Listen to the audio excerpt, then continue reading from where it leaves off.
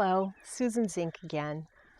You've heard me tell the story of my worst experience with punishment with my older son with the Tabasco sauce, and you've heard me tell the story of him taking on pretty much most of the household cleaning when he was almost 9 years old. Now, I wish that I could tell you that after that experience with the Tabasco that I abandoned punishment and never did it again, and that would not be true. I was doing some form of punishment until my children left home. And I've said that I made most of my mistakes on other people's children, but I also did my most important learning on other people's children. Now, fortunately, we did set up that collaboration between my sons and myself. And so a lot of the things that they did were based on that. We certainly weren't doing a lot of punishment after they were young. But I learned my most important things from other people's children when I went back into the Montessori classroom.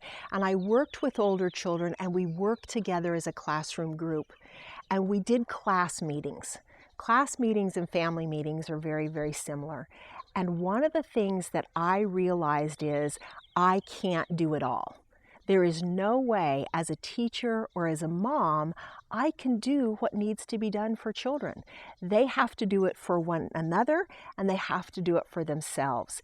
If you want to avoid punishment, if you want to not be doing yelling and other aggressive or violent forms of parenting, and I do think yelling is violent. It's certainly minor, but it's violent, and I know you don't want to do that. If you don't want to do those things, you've got to consciously replace them with something else. And what I realized that you replace it with is collaborating. You can't solve all the problems, and you certainly can't implement all the solutions, but your children and you together can. And that's where the magic comes in, because some of the things you think are really important to them aren't. I will guarantee you that. I know it from my students, I know it from my own sons. And when you ask them what's important to them, when you ask them to help solve the problems, the magic happens. Now, I was really fortunate in that I had parents who were very loving to me, and at least before my father died, set really good boundaries and helped me to be a respectful person, even though I was an only child. But I have come to the place where I know I have to look back. I had to look back at the things that my mom did that worked and the things that she did that didn't work. And I know she was in a position where she chose to make my life and my son's life her life, and that didn't work. And I had to reject that. I had to reject that part of the parenting and find a new way to choose consciously. And that's what this collaboration approach that I'm talking about is.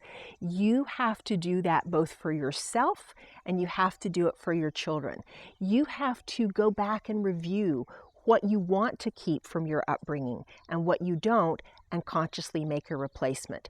Then you have to spend time with your children choosing what's going to be done moment to moment, day to day to make it work. If you know there's what you don't want, you now must consciously choose what you do. And you need to do some of it in what I call the fill the pantry approach. You can't do all of it moment to moment. You can't just choose to be respectful and to listen and to not yell. If you don't set the long-term plans in place, this important work, this new way of doing things is not going to happen anywhere near to the degree that you want. And I know that's what you want for your children, and I want that for you as well. And if I can help, I would love to do that. If this resonated with you, if you believe that some strategies, some tips, maybe even a complete plan to do things in a way that I've described to you would be helpful, I invite you to apply for a call. Click on the button, you'll go to an application, and if you're a fit, I will spend time with you on the phone mapping out exactly what you need to do in your situation with the children of your ages, your work experience, so that you can have the kind of experience you want in your home with your children while you're building your big work in the world.